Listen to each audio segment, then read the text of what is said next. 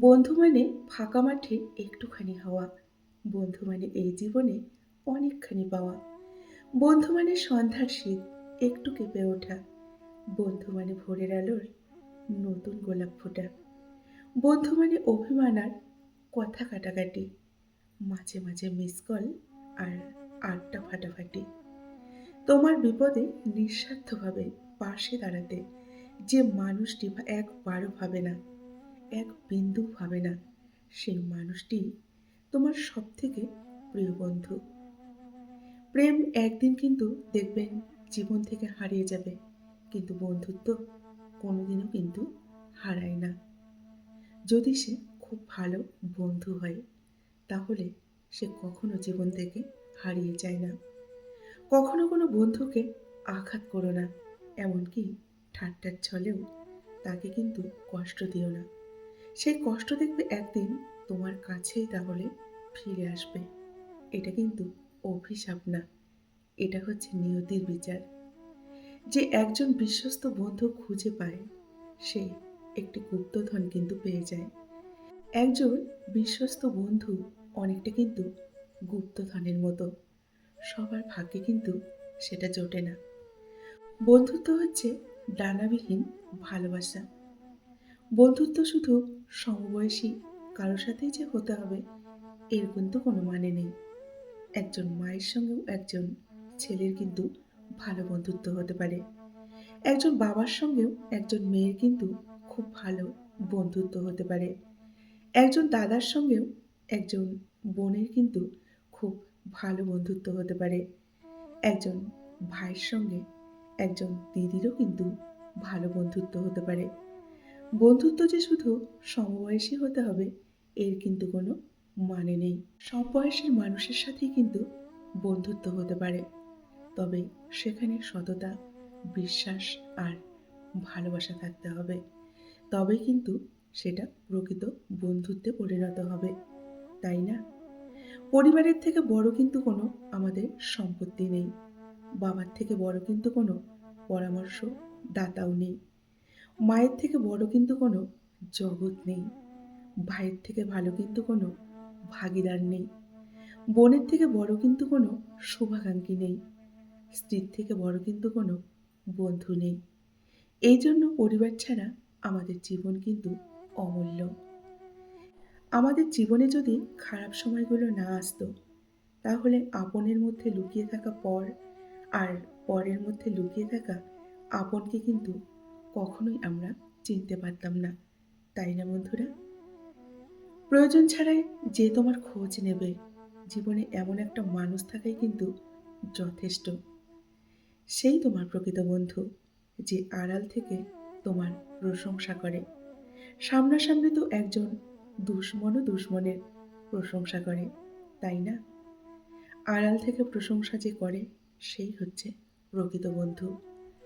নিজের মতো আরেকজনকে খুঁজে পাওয়া অনেকটাই কিন্তু কঠিন, তাই না? তাই নিজের হয়ে নিজেকেই আমাদের কিন্তু ভালোবাসতে হবে। সমস্যা আছে বলেই এর নাম কিন্তু জীবন। সুন্দর হলে তো কল্পনা বলা হতো, তাই না? কেউ দূরে গেলে খুশি থাকে দেখবেন, আবার কেউ খুশি রাখতে অনেকটা দূরে চলে যায়। যখন কেউ কারোর জন্য কাঁদে, সেটা হলো আবেগ। আর যখন কেউ কাউকে কাঁদায়, সেটা হলো প্রতারণা।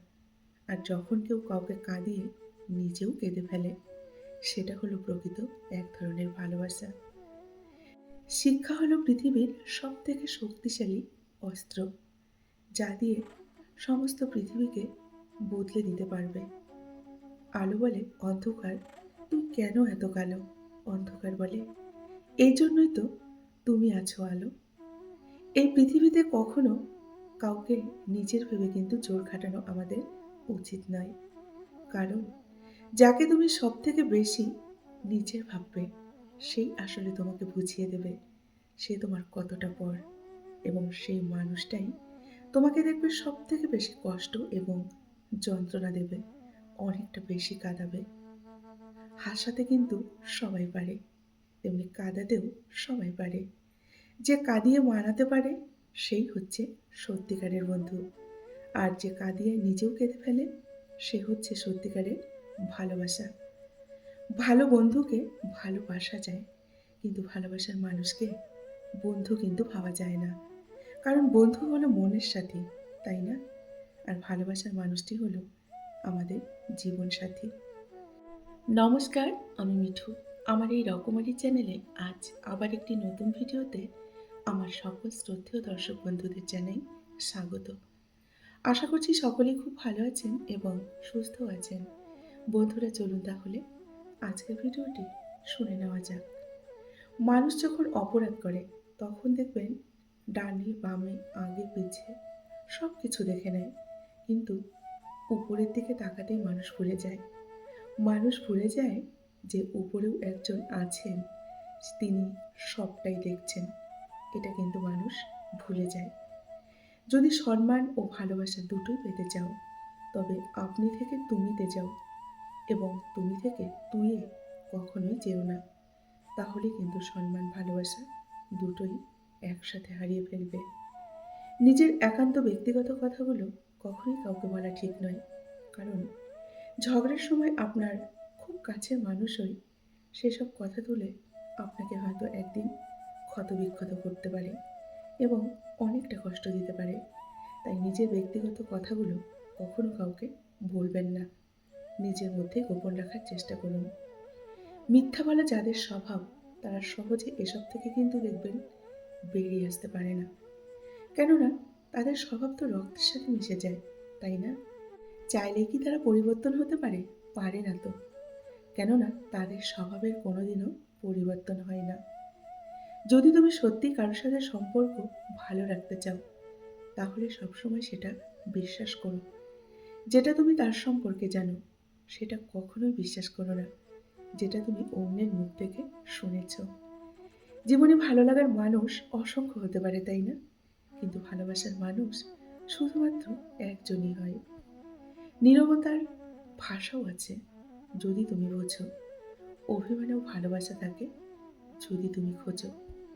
নিজের জন্য একটু স্বার্থপর হওয়া ভালো, তাই না? কারণ নিজের ভালো অন্য কেউ নয়, নিজেকেই কিন্তু আমাদের ভাবতে হবে। তাই একটু স্বার্থপর হওয়া কিন্তু প্রত্যেকেরই দরকার। ভুল করতে দেখবেন আমাদের কিন্তু বেশি সময় লাগে না, সময় লাগে সেই ভুলটা শোধরাতে। তাই ভুল করার আগে একবার হলেও ভেবে দেখবেন। বন্ধুরা, বলুন তো, স্বামী স্ত্রীর সম্পর্ক কেমন হওয়া উচিত? স্বামী স্ত্রীর সম্পর্ক হওয়া উচিত হাত আর চোখের মতো। যদি হাত ব্যথা পায় তাহলে চোখ কাঁদে, আর যদি চোখ কাঁদে তাহলে হাত কিন্তু অশ্রু মুছে দেয়। বিশ্বাস হলো সেই সুতো যা একবার ছিঁড়ে গেলে পৃথিবীর সমস্ত সুখ দিয়েও তাকে কিন্তু আর রিপু করা যায় না।